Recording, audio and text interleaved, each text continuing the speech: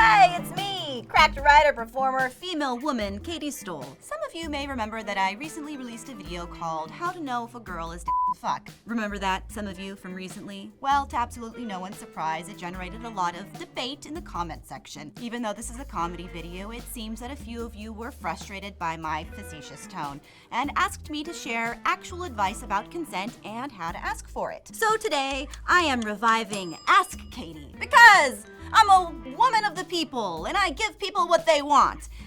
Unless, of course, it's non-consensual sex, because I will not give them that. No way, buddy. No how. To the question box, or whatever. Nice try, Katie. If I walk up to a girl on the street and ask if she is DTF, that would get me arrested. So basically you're saying that I'm gonna be lonely forever? No, that isn't even remotely what I'm saying, and honestly, I can't fathom why so many of you took it that way. If you're having trouble asking girls out, I def don't rec starting with sup B, you fuck. Look, I get it. Asking girls out is hard, and thankfully that standard is changing. That's right, ladies, we need to be willing to make the first move. See, gentlemen, you too can benefit from casting off outdated gender norms. So, my advice to whomever is doing the asking is to just do it, which yes, is ironic given that this is a video on consent. But, you know, if you want to ask someone out, you really just have to go for it. I mean, obviously read the room, don't just force yourself on somebody who doesn't seem open to it. Be respectful, and don't expect that they're gonna say yes, because they probably won't. It's nothing against you personally, there are just any number of reasons why they don't want to date you that have absolutely nothing to do with you. Every time a guy asks me out, I am truly flattered. I might not be interested, but that doesn't make it any less of a compliment. So don't act weird about it. There's nothing to be embarrassed about. Plus, someone who's confident enough to take a chance like that is automatically at least kind of sexy, so hey.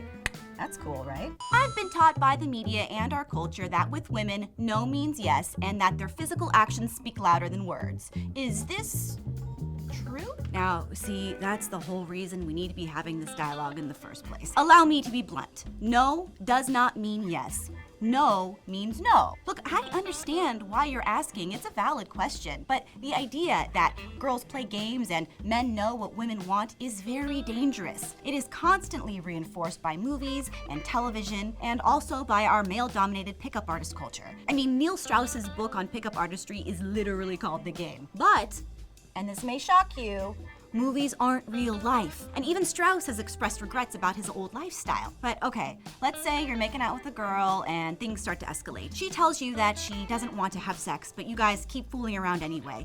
It seems like she's saying one thing but doing another. And since we've been taught that girls play games, you're pretty sure that with a little warming up, she'll come around. You'll be like Kanye and Kim or Wesley and Buttercup. Except maybe it took all the courage she had to say no the first time.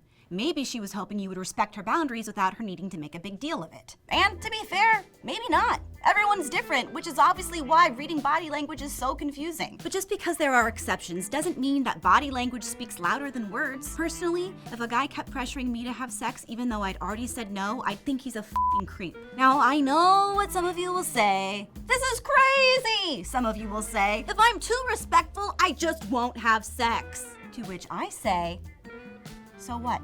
Is that really so bad? You've obviously had a great time so far, and it's not like you didn't get any action. Instead of accidentally raping someone, why not just call it a night? If a girl says no, trust that she means no. She'll respect that you respected her. And if she changes her mind, she'll tell you. And if she doesn't, well, hey man, that's cool. Now you can go home or do any number of other things, like, I don't know, your laundry.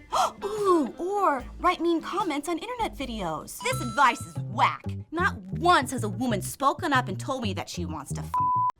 Okay, cool. My point is that should change. And like I just said a few seconds ago, it's not just the man's responsibility. Women need to feel comfortable speaking up for themselves. I'm going to guess that the majority of women you've slept with have been physically smaller than you. They have been objectified, stereotyped, and marginalized, at least on some level, for their entire lives.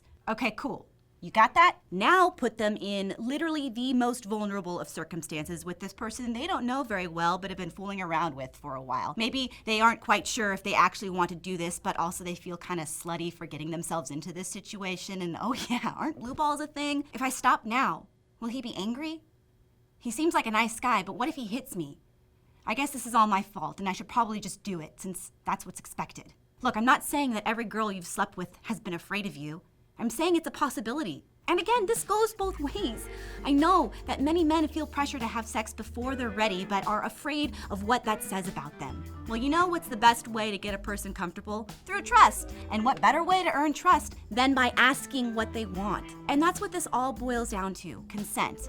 If you are fooling around with someone and you want to take it a step further, don't just do it, ask. Do you want to have sex with me? Works, but honestly, there are several different combinations of words that would be sufficient. Do you have a condom? Want to get weird? Let's play Sex in the City. I'll be big, you be Carrie. Do you want to pivot? I promise that asking your partner what they want will not ruin the mood. In fact, it'll probably make things better because now you're communicating and being honest, and that, my fake internet friends, is when sex stops being stressful and starts being fun.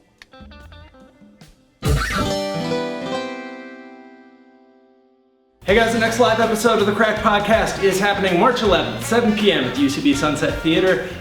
There will be a link to where to buy tickets somewhere on this screen. This month's theme is the best fictional locations to visit, take a vacation to. Do you want to go to Gotham, Cabot Cove, Maryland for Murder, She Wrote? None of those probably. We'll have good answers. Hope to see you there.